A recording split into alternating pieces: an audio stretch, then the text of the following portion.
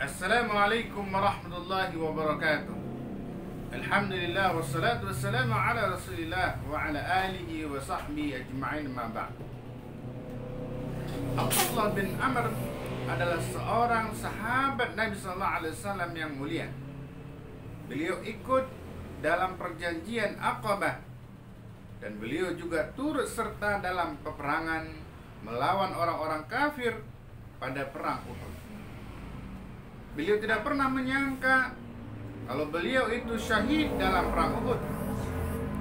Allah Subhanahu wa ta'ala menakdirkan beliau ternyata syahid dalam peperangan itu. Beliau meninggalkan seorang putra yang bernama Jabir bin Abdullah dan mempunyai putri yang sangat banyak. Ada yang mengatakan 7 orang, ada yang mengatakan 8 orang, 9 orang bersama Jabir bin Abdullah. Bukan hanya itu, ternyata beliau meninggalkan hutang yang sangat banyak kepada anaknya Jabir bin Abdullah. Sedangkan harta yang ditinggalkan tidak cukup untuk membayar hutang-hutangnya. Rasulullah SAW sangat khawatir dengan keberadaan ayah Jabir bin Abdullah yang mempunyai banyak hutang. Walaupun dia syahid di jalan Allah Subhanahu wa ta'ala, maka ruhnya masih terkatung-katung sebelum dia melunasi hutang-hutangnya. Oleh karenanya Rasulullah SAW menyuruh Jabir bin Abdullah untuk bernegosiasi dengan orang-orang yang dulunya ayah Jabir bin Abdullah berhutang padanya. Apakah sebagian di antara mereka memaafkan hutang-hutangnya, ataukah masih ada orang yang tidak bisa memaafkannya? Ternyata sebagian besar di antara para sahabat-sahabat Rasulullah SAW memaafkannya.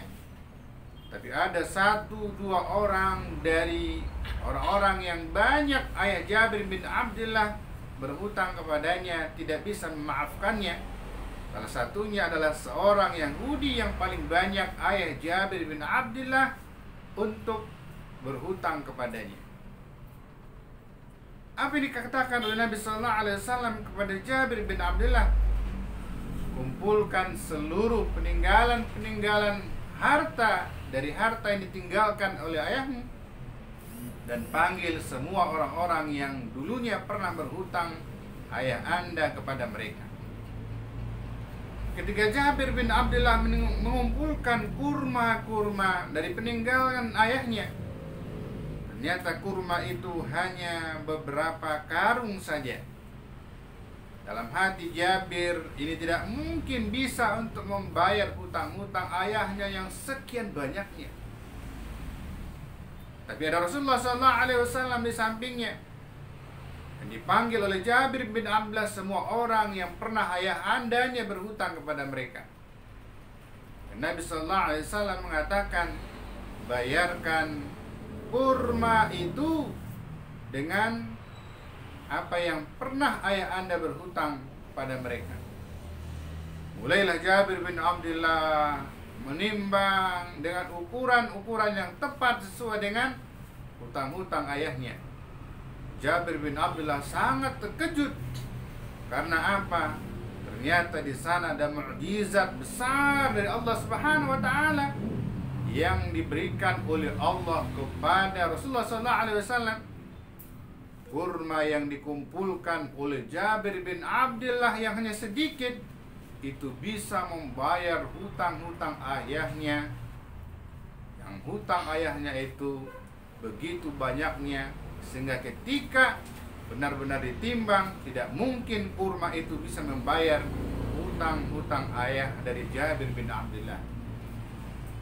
Hadirin wa hadirat yang dirahmati Allah Subhanahu wa ta'ala, apa yang kita ambil pelajaran berharga dari apa yang disampaikan oleh Jabir bin Abdullah?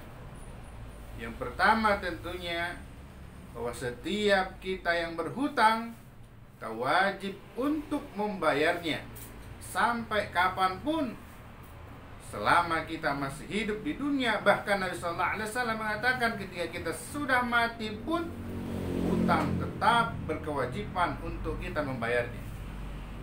Gimana ketika kita sudah mati, kita masih mempunyai hutang, dan tidak ada ahli waris kita yang membayarkan hutang-hutang kita?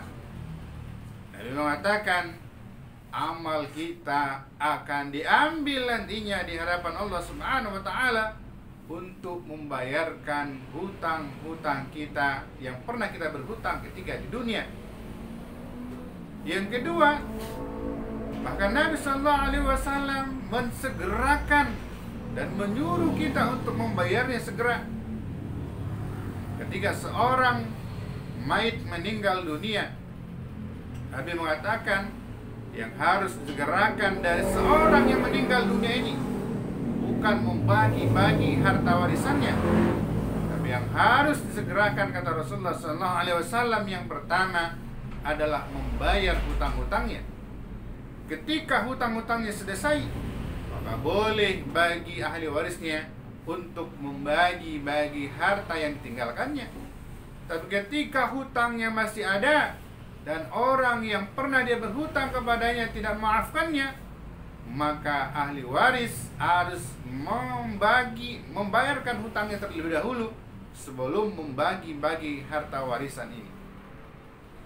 Yang berikutnya, ingat bahwasanya banyak di antara kita suka berhutang, padahal berhutang bukan sesuatu yang urgent dalam kehidupannya.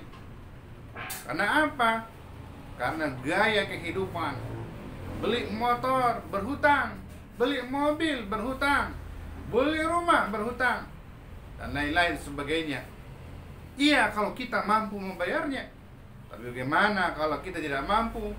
Sedangkan Allah Subhanahu wa Ta'ala sudah memanggil kita, dan ahli waris kita tidak bertanggung jawab terhadap hutang-hutang kita. Maka ingat, ini salah satu penyebabnya orang nantinya, kata Nabi Sallallahu Alaihi Wasallam, tidak dimasukkan oleh Allah Subhanahu wa Ta'ala ke dalam surganya gara-gara hutangnya belum dia bayarkan ketika dia hidup di dunia. Mudah-mudahan bermanfaat dan menjadi ibrah bagi kita semuanya. Assalamualaikum warahmatullahi wabarakatuh.